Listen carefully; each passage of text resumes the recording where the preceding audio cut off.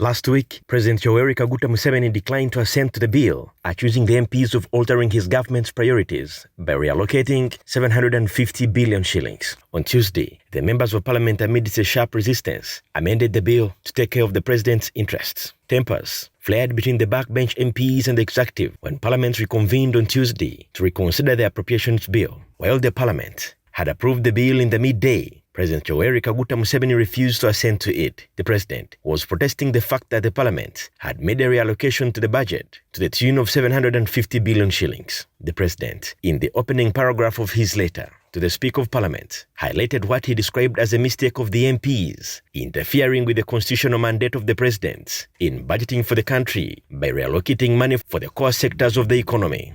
And it was transmitted to the president on 31st May 2024, but it was returned by His Excellency the President on 22nd June 2024. The president's letter referred to the arrest of 3 members of parliament accused of asking for kickbacks from the Uganda Human Rights Commission chairperson, Maria Mwangadia.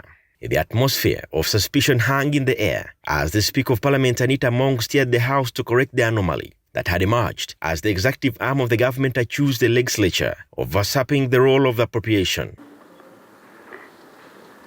The recent case of the members of parliament that were arrested for some alleged offences has again highlighted the mistake that the members of parliament interfering with the constitutional mandate of the president of budgeting for the country by reallocating monies budgeted for the core sectors of the economy.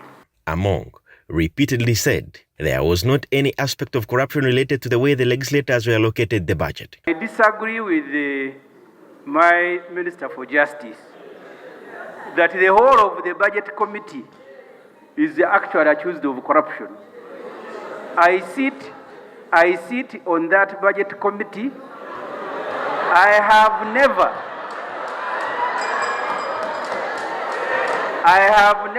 asked or even signed the major report. Honorable, we cannot say that our members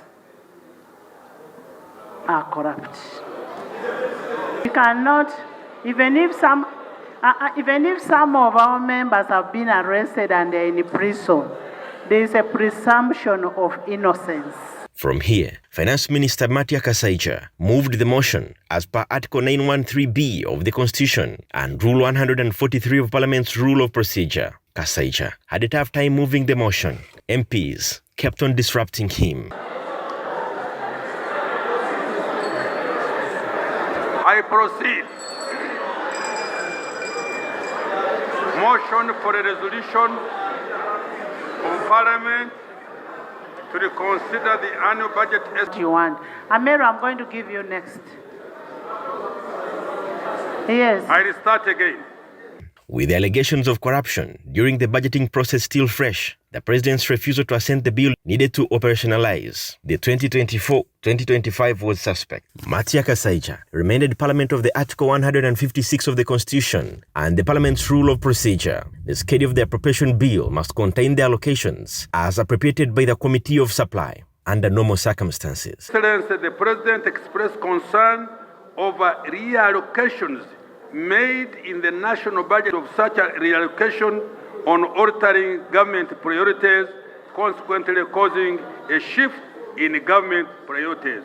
The Speaker of Parliament would have referred to the President's request to the Budget Committee, but the rules of Parliament also provide for the House to reconstitute itself into a Committee of Supply. The Speaker, whose move to the Committee of Supply as several MPs stood up, seeking to interrupt the Speaker, who was expected to speak to the motion. Within the Parliament, some MPs were overheard alleging that Parliament's Budget Committee had turned into a scene of crime. The committee, chaired by Patrick Isaac, had 66 members, including 3 who were remanded. The committee must amend the reshuffling or alterations of the budget.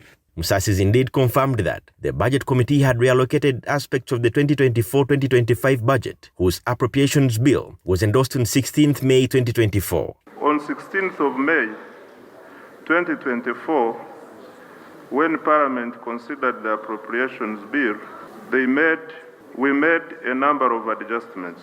And these adjustments were made, but the President was not satisfied. And as a result of that, he returned the bill for consideration and requested that the reallocated amounts by Parliament be reinstated. At the end of the day, all the money that had been reshuffled was reinstated as per President's. Now that you have told us where the money is coming from, where it is supposed to be, where it was proposed to be. Yes. What is your opinion on reallocation? And also, given that they commit to stick to the budget, I therefore concede to the reallocation. Following reconsideration by Parliament, a statement from the President Press Unit noted that Museveni signed the bill into law last evening. There were worries that the country had entered a new financial year that began on July 1st without an approved budget.